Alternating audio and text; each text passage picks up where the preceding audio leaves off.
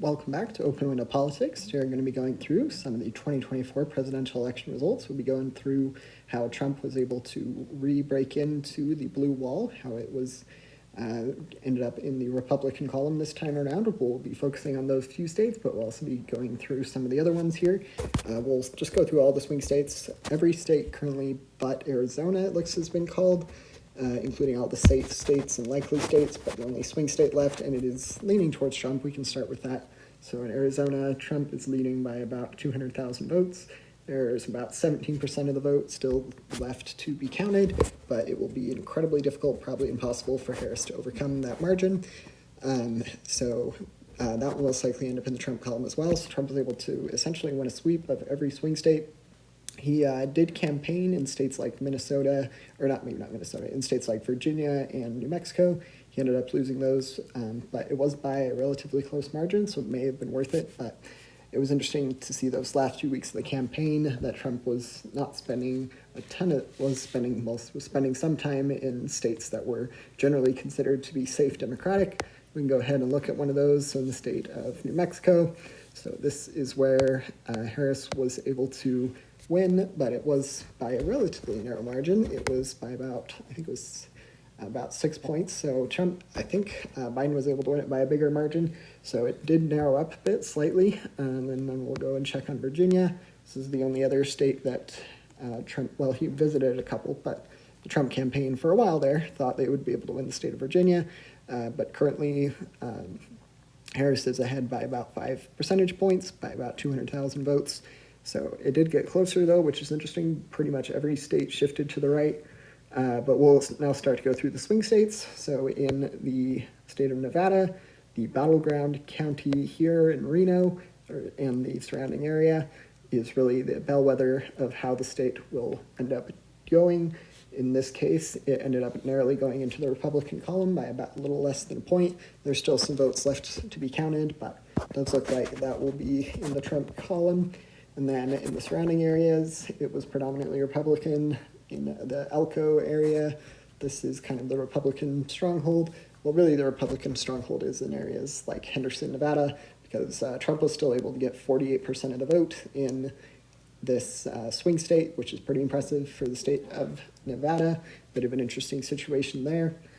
And then we'll go over here to Arizona. So in Arizona, Maricopa County, which is the area with Phoenix, kind of, and the surrounding area. So Trump did quite well here. He was able to win. He was currently ahead by 5 points, which is a really impressive margin. This was the second closest state in 2020 that Biden was able to win. So to see it pull a reversal and go all the way back to the Trump campaign by a pretty significant margin is really interesting to see. And that was, an interesting case. And then we'll go through the Russ Belt last, but some Democrats were hoping they would have a chance to win in Georgia.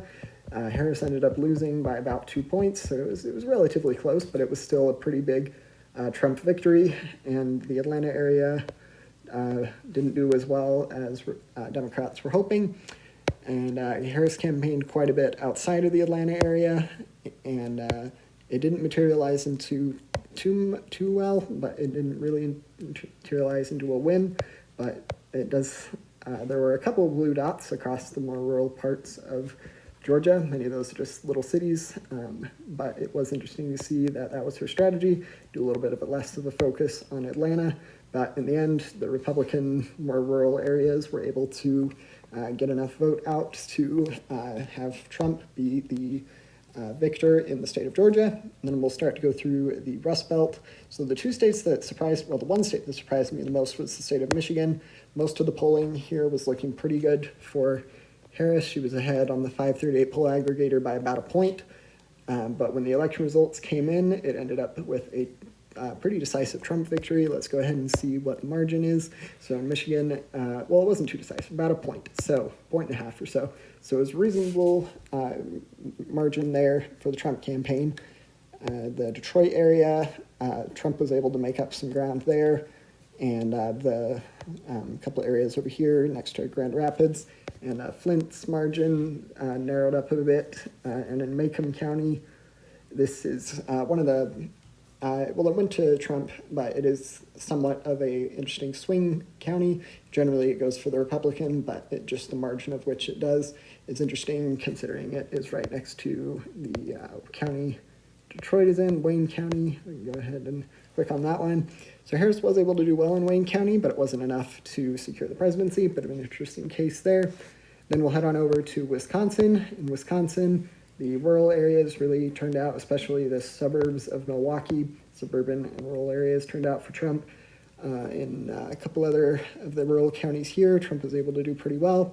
In Milwaukee, Harris was able to do reasonably well. It doesn't look like she did as well as Biden did. And then in Dane County, which is usually a Democratic stronghold, that ended up going to the Harris campaign by a pretty big margin.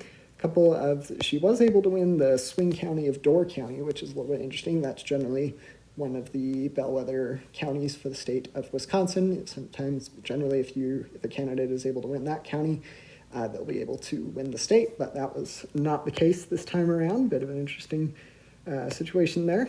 And then we have a couple other blue dots across the rural map, but in general, it was pretty high suburban turnout for the Trump campaign, as well as pretty high rural turnout, resulting in Trump victory. Then we will end with the state of Pennsylvania. So in Pennsylvania, Trump was able to win Bucks County, which is generally Democrats do all right here. So it was interesting to see that it was able to go to the Republican candidate this time around.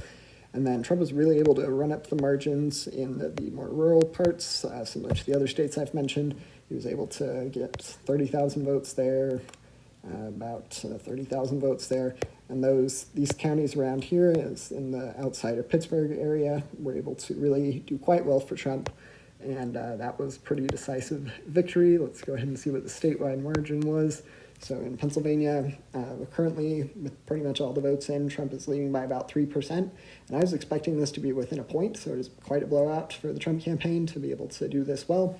He was able to win the swing county of Erie County. Generally, that goes to the victor of the state. But yeah, interesting situation. So feel free to let me know if you have any questions about any of the states we went over today. It was interesting to look through the election results on a more detailed basis, but feel free to let me know if you have any questions. Don't forget to like and subscribe. Thanks.